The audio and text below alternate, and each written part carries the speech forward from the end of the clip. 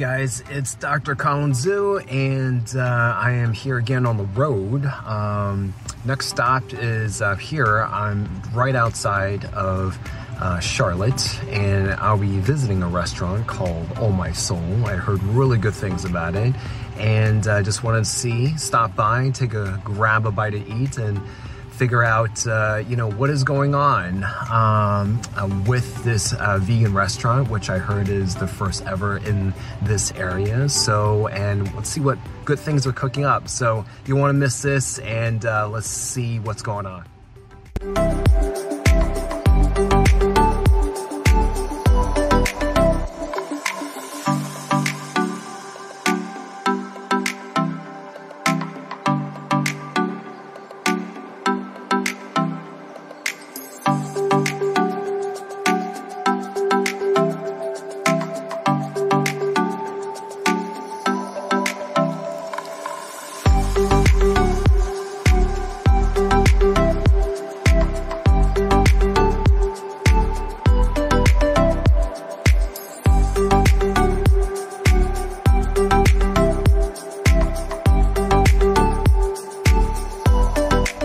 So, hey guys, what's going on? My name is Dr. Colin Zhu, aka TheChefDoc, and we are here on location. We are just out the outskirts of Charlotte, right? Right. Charlotte, North Carolina, and I am joined by the owner and founder of Oh My Soul. All right, can you state your full name and share with the audience, what you represent and why did you create this fabulous place? Yeah, sure. So thank you for having me. And my name's Tallulah Duffin. I'm the founder of Oh My Soul, along with my husband, Richard Duffin. We are 100% South African, born and bred, and we've been living in Charlotte for about 4 years now. We just celebrated Oh My Soul's birthday on the 10th of February. It was our third birthday, so that was really great for us. So Oh My Soul's a 100% vegan restaurant with a massive South African influence, so a lot of creative spices and infusions, flavor infusions, that makes us really unique and different from everybody else. We opened 10 days before COVID. Oh my God. Yeah, pretty hardcore, but I think we resilient people, so we kind of just adjusted and gave it our best shots, and we were truly blessed. And we love NoDa. We're in the heart of NoDa. We're the first 100% vegan restaurant in NoDa. It is more of a kind of arts district, creative, more open-minded people, so we felt really welcome here, especially being foreigners and bringing that whole vegan vibe. I think there's a lot of stereotypes attached to it. So for us, it's just about, creating an awesome vegan experience, especially if it's a first-time experience. 98% of our customers are not vegan. So that is what we absolutely kind of root for. Huge. That means that we're doing something right. There's no winning in just kind of catering for vegans. So we try and open people's minds to, what the vegan kind of cuisine looks like, and that it's not as hard as people feel it is, that they're not sacrificing as much as they think they're going to have to sacrifice. So yeah, we create a beautiful environment with live music. We have a bar even where all of our alcohol is vegan, a lot of South African wines. We go through great kind of extensive research and making sure everything's 100% vegan. Being from South Africa, it's a meat culture country. It's how we kind of brought up. And so what are some traditional dishes in South Africa? You're specifically from Durban. We were talking off camera. Yeah. So in South Africa, it's called a braai, which is kind of in the USA it would be a barbecue, but it's a very meat-forward tradition. Lots of big kind of cuts of meat, lots of boerewors, which is lots of black pepper, coriander, sausage, and chops, lamb, pork. They eat a lot of that. Also a lot of seafood, especially in the towns, i.e. Durban is a kind of fishing community. So great whites. Yeah, great white sharks, exactly. Mossel Bay. And then a lot of curries, etc. too. Specifically where I'm from, Durban has got the second biggest Indian community, so a lot of great spices. And that's what we really bring to Oh My Soul here. We make amazing vegan boerewors that people go crazy over because they just can't believe it's not really meet, especially the South Africans that visit. They, are biggest food critics because obviously they know what it should taste like, and they just, they can't believe it. So for us, we really try and recreate what people kind of miss as vegans or think that they're missing out on. And, a lot of people are plant-based and just kind of go with, the greens, etc., which is, totally what we're about. But we also have to be open-minded on helping people transition, and that's what we're about, planting the seed, just having a cool, kind experience at a restaurant where you don't feel judgment, that you're not vegan, that you can enjoy really good, flavorsome, tasty food, and, have a drink or listen to live music. And, when the vegans come here, they're a little bit flawed on what to order because they're like, I'm used to normally 4 options. Like, I have 60 options. Like, they kind of don't know what to do, So it's always nice to see that. We kind of spoil them. And then also, like, dessert-wise, specifically in Charlotte, to get vegan dessert is like, it's non-existent. Yeah. So we really, really go out of our way. We have an amazing vegan baker, and we do from cheesecakes to chocolate cakes to any kind of dessert you can imagine.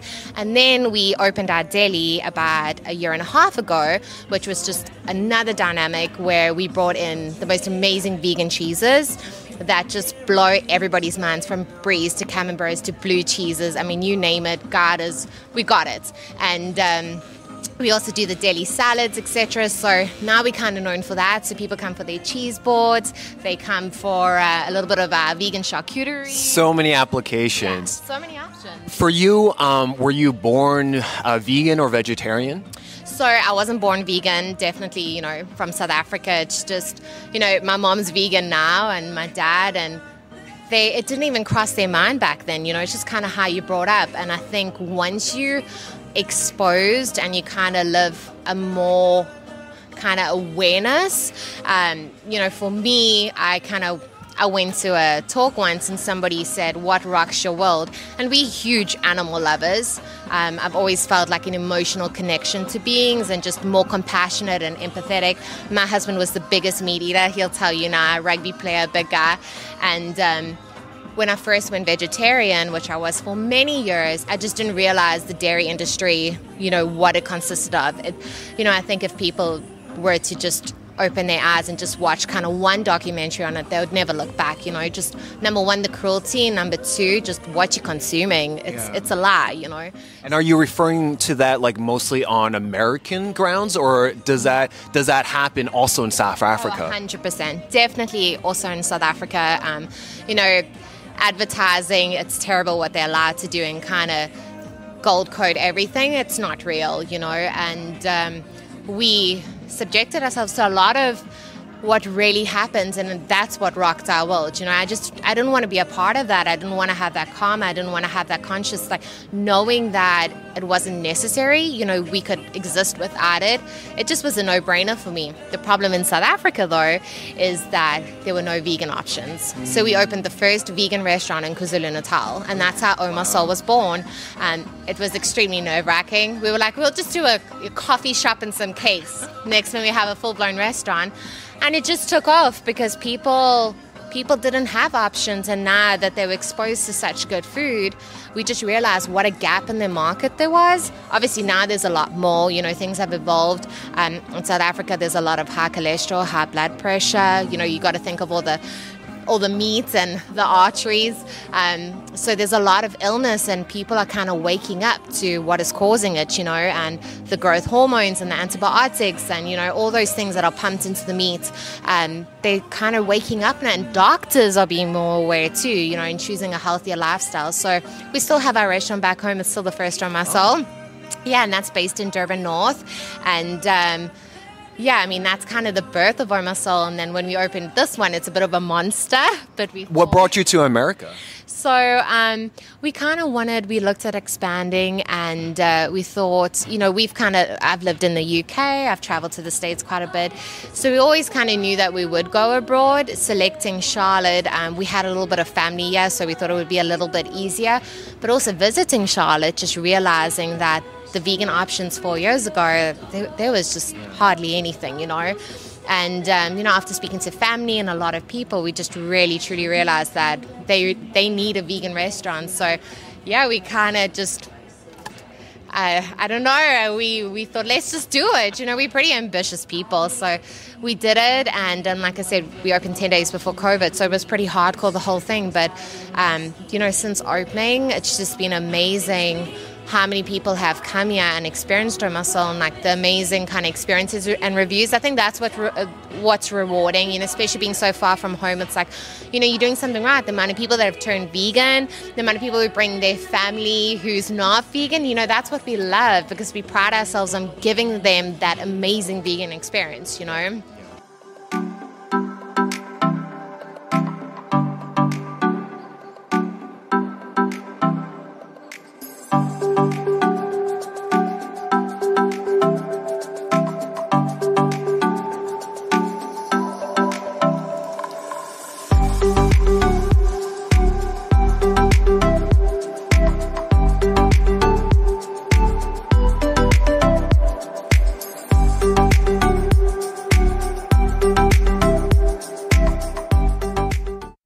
What is your favorite item on the menu, and what is the customer's favorite, would you say? So... And describe it to explicit detail.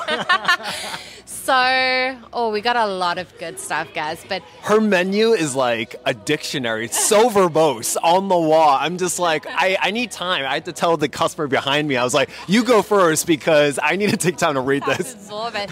So for breakfast, we're very well known for breakfast on the weekend just because you don't really get vegan breakfast in Charlotte. So we do a brunch on the weekends and we do the most amazing French toast that everybody goes crazy for. We stuff it with our vegan cream cheese and caramel and banana, and we do a house-made coconut caramel sauce, and we serve it with a vegan cream. It's like, who's not going to love it, you know?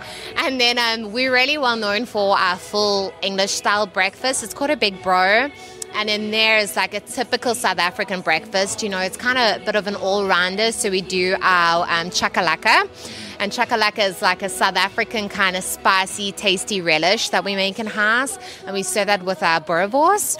And with that, we use like a special cellulose casing to make it. And then we serve that with just egg, which is made from mung beans. And we include, obviously, like a diced veggies in there. And we do Duke sourdough toast in it. And it's spinach, you know, so it's got the veggies, it's got the protein. It's really, really good. So for breakfast, those are definitely the best sellers. In terms of like our appetizer and lacquer bites, that's going to be a tough one. But our macho nachos, nobody does nachos like Oma Soul. So nachos back home is like a bit of a religion to us. Like we're really proud of it. And nachos are gigantic and they just so loaded. So we do a house-made vegan chicken and bacon. And one thing about Oma Soul is we make everything from scratch in house, you know. So the flavors and everything, we kind of in control of it all. But with the nachos, you can do it spicy or not. And if you choose to do it spicy, we do our South African peri-peri sauce in there that we make from the bird's eye chili. So it's got a really good kick, but everybody goes crazy about that.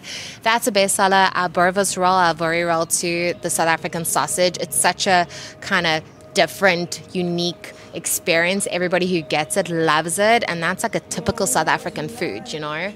And then another favorite would be our grilled chicken and ranch wrap. It's a big thing, ranch in the United States, and we've kind of nailed it. So since day one, that's been like an absolute bestseller on the menu. And then our Buddha bowl too. It can be snowing, it can be a heat wave. And people will be ordering those Buddha bowls. It's like jammed with our house-made hummus, falafel, slow-roasted veg, cauliflower, aioli. Just so good, you know, so wholesome. So whatever you're feeling like, we got it. I just ate, and it makes me hungry all over again. What does it mean for the community to have, you know, your restaurant here? What do you think? What kind of impact do you think you've made since you've been here? Well, for us, you know, it's what has it been for you? Yeah. So, you know, for us, it was really nerve-wracking in the beginning. You never know if you're going to be kind of accepted. And, you know, especially being vegan, a lot of people are super defensive, you know, who are not vegan, kind of, you know, it's that vegan restaurant. But I think when they meet us owners, just in who we are, we we're super friendly, down-to-earth people that were once not vegan, you know. And like I said, my husband was the biggest meat eater. Now he wouldn't touch it, but we're real, you know. Everybody's got a story, and it's a journey. And if we can help you with that transition, even if it means one meat-free Tuesday or twice a week, or that's what we're about, you know. It's the small leaps that count. And in our community, you know, we've been truly blessed. We are the only vegan restaurant, and I think a lot of the restaurants kind of respect us for, you know, when we opened, what we went through and how we've kind of persisted, that resilience. And for us, we'll always stay true to our soul. We'll always be vegan, and we'll always try and think out of the box and kind of bring it to the next level, like with the deli, the desserts, the gelato. And for us, we were just always trying to raise that vegan bar just to give you guys the best experience. So for us, it's really been rewarding. Just over 3 years, it feels like it's been so much, but the customers is what makes us love what we do, you know. Just that feedback is just so powerful, you know. That's awesome. I've tasted your food twice, and it's great. So, and it's just, I'm just feeling so stuffed. So for those that, you know, say like, oh, I can't get full, or I can't get, you know, that much, you leave so stuffed and so satisfied. So thank you so much. If people wanted to travel in, or people living in the area, how can they find you? What's the best way? Yeah, so we're really big on Instagram, so it's going to be Oh My Soul USA. We're super responsive on there too, so if you guys have any questions. We also host a lot of really cool events, and every month we also support a different animal sanctuary that we round up to that we're super passionate about. So yeah, we do a lot of cool stuff. We run a lot of cool specials, but Instagram's the best spot, or come and check us out in NoDa. We right opposite the massive Y, so you can't miss us, Baby Blue House. And then Friday, Saturday, Sundays, we feature a lot of local artists, musicians, which is a huge attraction here in NoDa.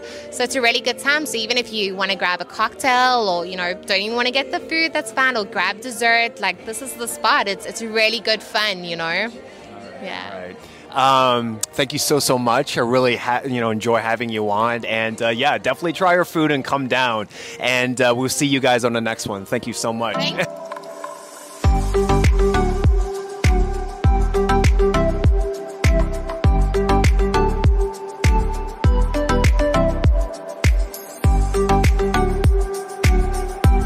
Hey guys, I just wrapped up my interview with Tallulah, and she's very, very lovely, and she told me her story with Oh My Soul, and her location being here in just outside of Charlotte in the United States, and she's originally from South Africa. So it was a wonderful, wonderful interview. You don't want to miss it. And I'm off to my next stop is Charleston, South Carolina, and I'll see you on the next one, and keep on following.